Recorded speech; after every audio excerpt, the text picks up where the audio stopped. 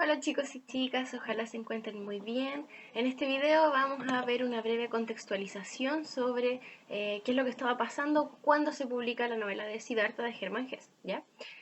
Bueno, esta novela se publica en 1922, en contexto posterior sería la Primera Guerra Mundial. Tenemos que pensar que esto va a provocar una profunda crisis en lo que es la humanidad, dado el contexto de muchas muertes masivas, y se va a estar desarrollando todo lo que es la corriente filosófica del existencialismo, ¿ya? La filosofía en general siempre ha repercutido profundamente en las artes. Este pensamiento filosófico que ya se estaba iniciando a comienzos del siglo XX, se va a potenciar una vez finalicen las guerras mundiales. Antes de explicar el existencialismo como tal, vayamos un poco más atrás. Recordemos la línea de tiempo de la historia mundial. Existe la Edad Media, luego viene la época moderna. Esta época se caracterizaba principalmente por una fe absoluta, casi ciega, en la razón. ¿Por qué? Porque se estaban desarrollando una serie de progresos tecnológicos, entre medio está la revolución industrial por ahí en el siglo XVIII. Entonces, esta fe en la razón se creía que iba a llevar a la humanidad a un nivel completamente impensado. Pero bueno, ¿qué va a ocurrir en esta época moderna?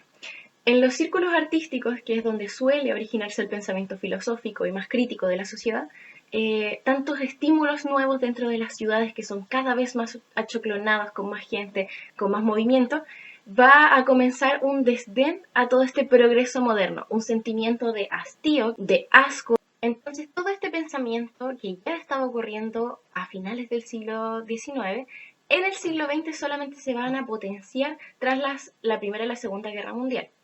¿Por qué? Luego que se acaban las guerras mundiales se comienza a reflexionar de qué nos va a servir tanta tecnología, tanto progreso, si a fin de cuentas solo sirve para matar. En el fondo el pensamiento de, sí, quizás ganamos la guerra, pero ¿de qué nos sirve si todo el mundo está prácticamente muerto? Toda la humanidad quedó fragmentada y rota, y con muchos sentimientos contradictorios también. Entonces, ¿qué es la vida realmente? ¿Cómo la podemos comprender en base a cómo la pensamos ahora? Es por esto que se inician los cuestionamientos de más allá de la vida como algo biológico, que es la existencia, que es la mente humana, el pensamiento, qué serie de cosas van a componer la existencia, cuál es el sentido de la vida real y qué pasa con la muerte también, qué pasa posterior a ella, si ya se nos ha caído el discurso religioso, también el científico, que nos queda básicamente. Esto es lo que se conoce como el existencialismo. Entonces lo que va a ocurrir es que el discurso científico, la razón, la lógica científica, que fue lo que primó durante la época moderna, ya no va a ser suficiente para explicar lo complejo que puede ser la existencia. Entonces todos los pensamientos más complejos y posmodernos que conocemos hoy en día, sean el discurso psicológico, el discurso sociológico, antropológico, van a iniciar sus atisbos en este proceso del existencialismo, en torno al siglo XX. Es por esto que se van a iniciar entonces una serie de nuevos discursos, de nuevas reflexiones, ¿ya? Y Hermann Hesse va a ser un aporte muy importante a todo lo que es la cultura de Occidente, porque con esta novela él va a lograr difundir el pensamiento budista, todas las reflexiones, la espiritualidad budista, a Occidente que hasta en ese entonces no se conocía sobre el tema. Vamos a hablar ahora un poco sobre el budismo propiamente tal. En el libro se mencionan ciertas cosas, pero vamos a aclarar un poco, vamos a hablar de su historia para que se entienda más sobre el tema. El budismo, como se menciona en el libro también, se entiende como una serie de enseñanzas, de conductas, de pensamientos morales y también espirituales. Es profundamente espiritual, esto que no se va a entender como una religión, como se menciona en la novela, no pretende ser una doctrina. Se va a caracterizar por ser estas enseñanzas, pensamientos, y no es teísta. Esto quiere decir que no contempla la existencia de dioses, ¿ya? También, como se menciona en la novela, la divinidad, lo supremo, estaría en todas las cosas, en todos los seres finalmente. Estas enseñanzas que se mencionan en la novela van a provenir de Siddhartha Gautama, que es un personaje que realmente existió, es un personaje histórico, y va a ser de este personaje que vivió en torno al siglo V a.C. que se va a inspirar Hermann Hesse para escribir nuestra novela, ¿ya? Entonces, el budismo va a surgir en la India en más o menos en el 500 antes de Cristo y luego se va a expandir a países tales como China, Japón, Sri Lanka, ciertas zonas de Rusia, por todo el continente asiático se va a ir expandiendo. Entonces, estas enseñanzas, estos principios se enfocarían en lo moral, en lo espiritual, ligado también a la renuncia de excesos materiales y sentimientos como son la compasión, mucha sabiduría, prácticas como son la meditación también, ¿ya? Entonces, bueno, el budismo se va a originar desde lo más tradicional, parte de dos ramas. Bueno, tienen nombres un poco complejos, pero básicamente la tradicional, la primera, eh, sería a partir de las enseñanzas de este Siddhartha Gautama, pretende alcanzar la iluminación, el estado de iluminación o del nirvana, y que así se detendría el ciclo, la rueda de reencarnaciones. Expliquemos un poco esto por si no todo el mundo está familiarizado. Esta teoría del ciclo de reencarnaciones propone que cuando una persona muere y dependiendo del actuar, de cómo obró esa persona en su vida, se va a ascender o descender en una escala, en una rueda en cuanto a escala de perfección. Entonces más abajo estarían seres inanimados como son las piedras, por ejemplo, que igual se consideran seres, y que también tienen alma.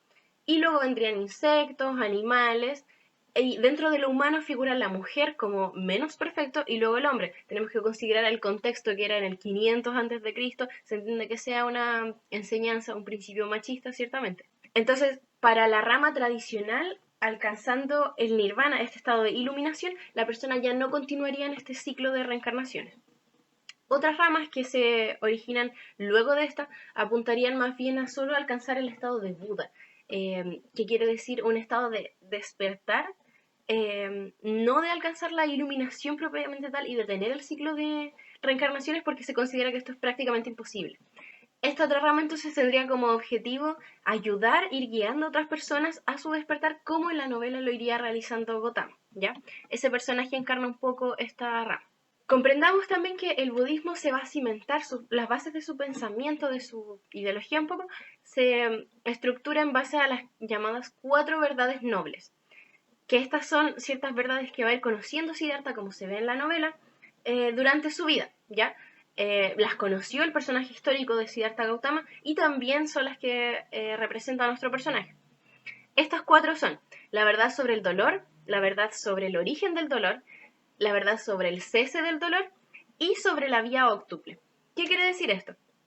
Son a partir de 8 caminos que se podría alcanzar este fin del sufrimiento. Siguiendo estos 8 caminos, que se los voy a dejar acá, se alcanza entonces el estado de despertar, de iluminación.